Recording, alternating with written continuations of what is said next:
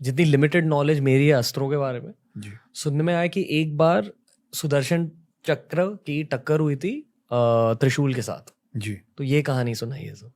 आ, ये जो ये मेटाफोरिक है कि त्रिशूल का सुदर्शन चक्र से आ, टक्कर हुआ था। ये एक्चुअली कई बार शिव और विष्णु आपस में लड़ चुके हैं, कारण अलग अलग बने हैं, लेकिन इनकी भिड़ंत हुई है। तो विष्णु जो हैं वो प्रोटेक्टर होते हैं और शिव जो हैं वो डिस्ट्रॉयर होते हैं, लेकिन उन्होंने अर्थ के लिए कभी ऐसा अलग अलग साइड लेके नहीं लड़ा है। इनके कारण बहुत ही कॉम्प्लिकेटेड रीजंस बने हैं। पहला रीज़न, और इनके जब फाइट हुए हैं तो इसमें ये हुआ है कि एक बार शिव जी ने विष्णु जी पे त्रिशूल चला दिया था और त्रिशूल विष्णु जी के छाती पे गड़ भी गया था। और जैसे ही वो गड़ा तब शिव जी को ये रियलाइज़ हुआ कि भाई मतलब मैं गुस्से में ये मैं क्या कर दिया।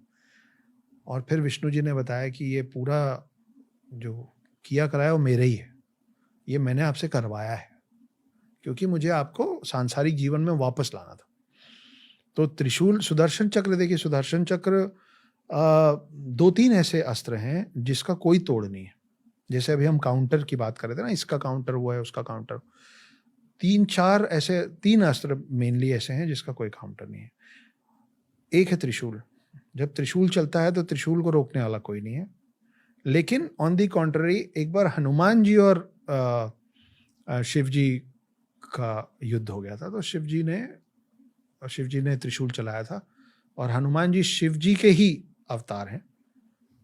तो वो विष्णु के राम अवतार के भक्त थे, लेकिन वो हैं शिव अवतार हनुमान जी। तो उन्होंने उस त्रिशूल को निगल लिया था। वो अपना साइज इतना बड़ा कर लिया कि उनके अंदर जाके त्रिशूल खो गया था।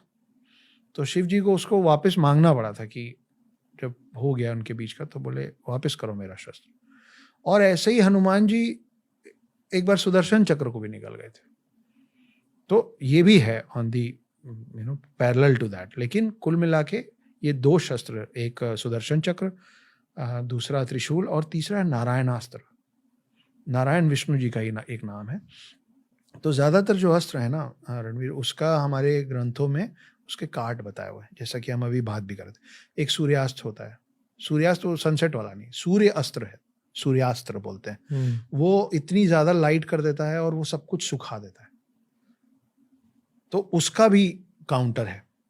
लेकिन नारायणास्त्र का एक ही काउंटर है। वो काउंटर ये है कि जब नारायणास्त्र आपकी तरफ चला दिया जाए तो you have to be submissive to it. आप सरेंडर कर दीजिए तो नारायणास्त्र आपको नुकसान नहीं कर पाएगा जी।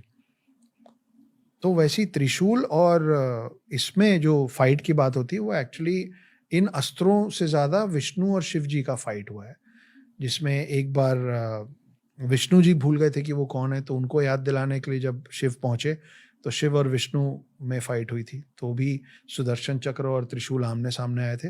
और तब दुनिया को समझ, मतलब सारे बाकी जितने डेमीगॉड्स हैं, इंद्र और सारे ही भगवानों को समझ में, मतलब ब्रह्मदेव भी डर गए थे, सब डर गए थे।